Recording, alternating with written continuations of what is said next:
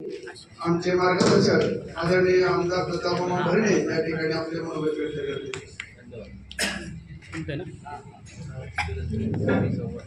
आपल्या महाराष्ट्र राज्याचे पत्रकार संघाचे अध्यक्ष आमचे मित्र मुंडे साहेब, कार्यक्रमासाठी उपस्थित असलेले प्रवीण भैया माने, आमचे दुसरे त्यांच्याबरोबर प्रदेश सरचिटणीस विश्वास अरोटे साहेब, नीलकंठ मोहिते, सागर शिंदे आणि सगळेच पत्रकार, आज खरं तर पत्रकार संवाद यात्रा च्या निमित्तानं मुंडे साहेब आपल्या बारामती मध्ये आलेले। खरं तर निलखंठचा इतका खूप आग्रह होता की तुम्ही या यात्रेला, या कार्यक्रमाला आलं, संवाद यात्रेला आलं पाहिजे। आणि मला त्यांनी सांगितलं की वसंत मुंडे साहेब या कार्यक्रमासाठी येत आहेत।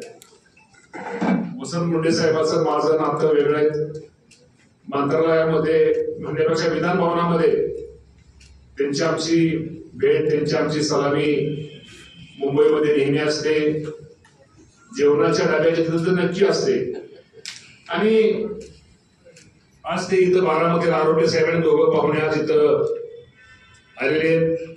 निश्चित या दोघांचं स्वागत करताना प्रवीण भाईंनी सांगितल्याप्रमाणे निश्चित प्रकारे पत्रकारांचे प्रश्न काय आहेत, पत्रकारांच्या अडचणी काय आहेत आणि हे जाणण्यासाठी आणि त्यावर शेवटी कुठलीही गोष्ट आपण स्वतः पाहिल्याशिवाय, स्वतः अनुभवल्याशिवाय आणि स्वतः फील्डवर गेल्यानंतर आपल्याला काही गोष्टी अडचणी त्या समजतात आणि त्यावर मात करण्यासाठी कुठल्या बाबतीमध्ये कुठं निवेदन देऊन कसं काम करून घ्यावं हे वसंत मुंडे साहेबांना त्याची चांगली माहिती असल्यामुळं आज ह्या कार्यक्रमाच्या निमित्तानं आलेले। मगाशी भैया सांगितल्याप्रमाणे ही गोष्ट खरी आहे की आमच्या महाराष्ट्र पत्रकार संघाचं इंदापूर निळकंठ असेल, सागर असेल, कसं अर्धे मागपर्यंत म्हणते तो काहीच नाव काय तुम्ही सगळी बाबा, नाही तर माझं काय बोलायचं, तो सगळ्या मंडळींनी बीसी साहेब तुम्ही पण, नाही तर परत म्हणतात माझं काय नाव, सगळीच। त्यामुळं खरंच मुंडे साहेब, मी तुम्हाला प्रामाणिकपणे सांगतो, या राज्यामध्ये मी जिल्ह्यात बोलत नाही, तुम्ही तुमचं केलं काम। या राज्यामध्ये तालुका लेवलला सगळ्यात जास्त करोनाच्या काळामध्ये काम केलेलं कुणी असेल तो माझा इंदापूर तालुक्यातील पत्रकार संघ, तुमचा संघ इंदापूरचा संघ आहे। आणि बारामतीवरांनो तुम्ही काहीतरी म्हणसाल, मी जे केलं, ज्यांनी केलं त्याला आता बारामतीकर सगळंच करतात, पण ही गोष्ट इंदापूरवर तुमच्या पुढे पत्रकार संघाच्या माध्यमातून मी स्वतः पाहिलेले। शेवटी तुमच्या पत्रकार संघाच्या निळकंठ मोहितेचं काय त्यात वैयक्तिक स्वार्थ नव्हता, पण प्रत्येक गावात, दुकानदारामध्ये त्याची काही एवढी दोघांची ह्या सगळ्यांची परिस्थिती एवढी मोठी नाही, एवढी हे श्रीमंत नाहीये, हे स्वतःसाठी कुणाच्या दारात कुठं स्वतःच्या स्वार्थासाठी मंडळी गेली नाहीत, हे आमच्या लोकांच्या गरिबांसाठी प्रत्येकाच्या दारात गेले। आणि आपण ज्याप्रमाणे आपण भीक म्हणणार नाही त्याला, ज्याप्रमाणे त्यांनी लोकांना सांगून, कन्व्हिन्स करून, व्यापारी मित्रांना कन्व्हिन्स करून गरिबांच्या सेवेसाठी जे काम केलेले, ते काम निश्चित नावलौकिक ह्या राज्याने घ्यावं, एक आदर्श असं काम आमच्या इंदापूर तालुक्यातील पत्रकार संघाने निश्चित प्रकारे केलेले। करोनाच्या काळामध्ये हजारो किट आणि एक अप्रतिम किट, म्हणजे गरिबांना नुसतं देऊन काहीतरी जाहिरात करायची आणि काहीतरी एका दुसरी पुढे द्यायची असं नाहीये। ते किट पाहिल्यानंतर खरंच त्या गरिबाला त्याला एक महिनाभर, त्याचा महिना 2 महिने जातील असं एक चांगला उपयोग होईल, असं एक चांगलं उपक्रम आमच्या या पत्रकार संघाच्या माध्यमातून राबवला गेला।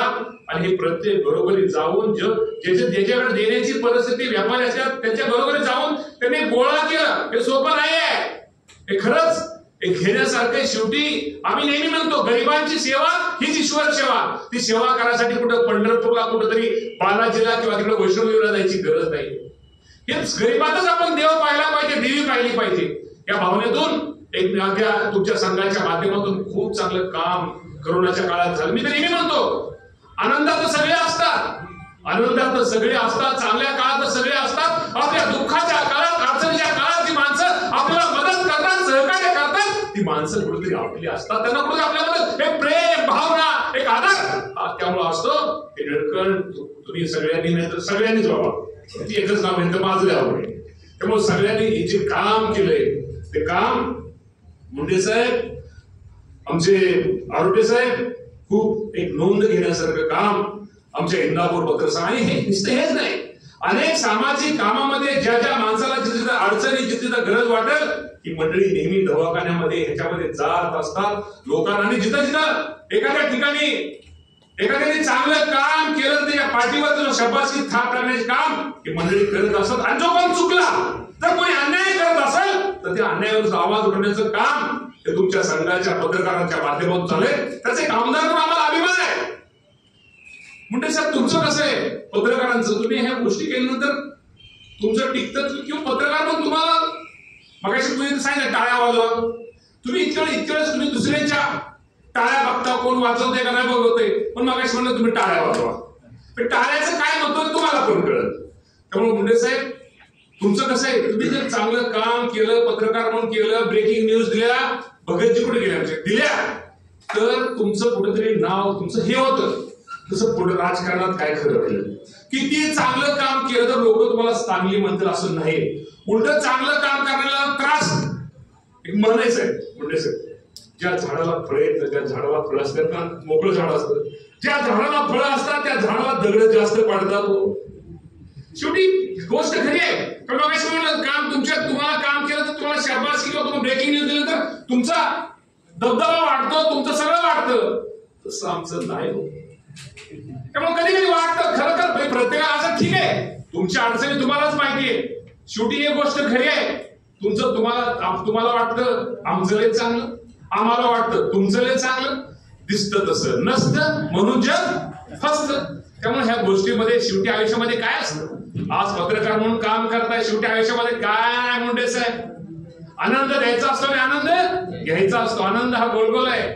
मी जरी म्हणलं तुम्हाला आजनं काय दुःख आहे माझंच मला माहिती, सांगायचं तुम्ही शेवटी आनंद द्यायचा असतो आणि आनंद घ्यायचा असतो. आरोग्य साहेब, तुम्ही लय माझ्याकडे बघताय म्हणून तुम्हाला काय सांगू, माझं तुमच्या सगळ्यांचं एकत्र केलं तरी माझं जास्त दुःख. त्यामुळं आज हा कार्यक्रम चांगला आहे, असंच सहकार्य केलं पाहिजे. असंच तुम्ही पण आम्हाला सहकार्य करायचं. आम्ही तर काय आम्ही नाही सहकार्य केलं, आमचं काय खरं नाही, हे पण खरं आहे ना.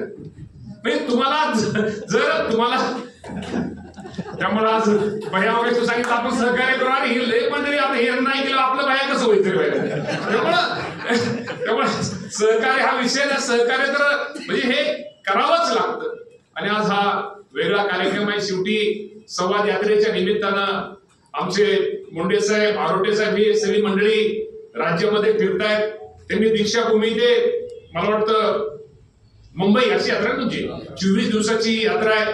या निमित्तानं त्यांना खूप असे अनुभव आले असतील. आणि शेवटी निळकंठ एक लक्षात ठेवा, आपण ज्यावेळेस देवकर साहेब आपण एखादं चांगली कामं एखादं काय गोष्टी करतो, त्रास हा होत रे बाबा. मग त्यावेळेस तुला त्रास स्वतः ह्यांना कुणाला काय माहिती, तू इथं आल्यापासून टेबलापासून ती पार कुठं काय ठेवण्यापासून, बाटल्यापासून, पाण्याच्या बाटल्यापासून मुंडे साहेब येतील, आरोग्य साहेब येतील, आपल्याला काय त्रास कसं करत आपलं संघ तुलाच माहिती आहे. हे सोपं नाही आहे. काही गोष्टी लोकांना कसं होतं, अरेंज करणं किंवा ते राबवणं ज्याला त्यालाच माहिती असतं, एवढं सोपं नसतं. शेवटी कष्ट करणाऱ्या माणसालाच, काम करणाऱ्या माणसालाच त्या गोष्टी कळतात. आणि निळकंठ, तुम्ही अजिबात वाईट वाटून घेत जाणार काय बाबा, हे आपण एवढं करतो, असंच होतंय, ती माग कुचू करतोय, माग काहीतरी बोलतोय, अरे बोलणारच ना. त्यामुळे तुम्ही चांगलं काम केल्यानंतर तुम्हाला कुणीतरी चांगलं काहीतरी बोलणार, तुम्हाला काहीतरी असं वेगळं समाजामध्ये पसरवणार, तर त्याची काळजी करायची नसते. एक लक्षात ठेवा, आयुष्यामध्ये आपण पुन्हा एक नेहमीला पत्रकारांपासून लक्षात ठेवा की आयुष्यामध्ये एखादं आपल्याला चांगलं करता नाही आलं तर ठीक आहे, पण आयुष्यामध्ये कधी कुणाचं वाईट किंवा कधी कुणाचं आपल्या बोलण्यानं वागण्यानं कुणाचं नुकसान होईल किंवा कुणाची झोपमोड होईल असं आयुष्यामध्ये कधीही करायचं नसतं. ते माझ्या पत्रकारांनी ह्या गोष्टी जर पाळल्या तर समाज, आणि हा समाज तुमच्याकडे खूप अपेक्षेने बघतोय. ज्या खऱ्या गोष्टीत खऱ्याला खरं म्हटलं पाहिजे आणि चुका त्याला चुकलं म्हटलं पाहिजे. विनाकारण कुठेतरी यायचं आणि कुणाचं तरी काहीतरी हे घ्यायचं आणि काहीतरी करायचं, या गोष्टी खरं तर आता तुम्ही तुमच्या समजून घेतल्या पाहिजे. शेवटी लोकांचा आज तुमच्याकडे विश्वास आहे. जर अशा लोकांना जर चुकीच्या गोष्टी जर सारख्या पाहायला मिळायला घडत गेल्या तर लोक पण ते नंतर ते आज ठीक आहे नंतर ते बघणार नाहीत किंवा वाचणार नाहीत. त्यामुळे गोष्टी जे खरे त्या गोष्टी द ग्रेट बारामतीकर त्यामुळे आपण सगळ्यांनी घेतल्या पाहिजे. बारामतीची माणसं मस्त आमचं इंदापूरकर इतकं असं करतात. बरं बाबा तुमची 10-20 कोटी तुपात आहे त्यामुळे आमचं त्यामुळे असा खूप चांगला कार्यक्रम आहे. मी जास्त न बोलता अजून ह्या दोघा तिघांना सगळ्यांना बोलायचं त्यामुळे आम्हाला फक्त बाहेर आम्ही फक्त बाहेर थांबला तर हरकत नाही. त्यामुळं आम्हाला दोघांना जायचं असल्यामुळं शेवटी मी आपल्या सगळ्यांच्या वतीनं तुम्हाला मनापासून तुमच्या पत्रकार संवाद यात्रेला शुभेच्छा देतो आणि थांबतो. धन्यवाद. जय हिंद, जय महाराष्ट्र.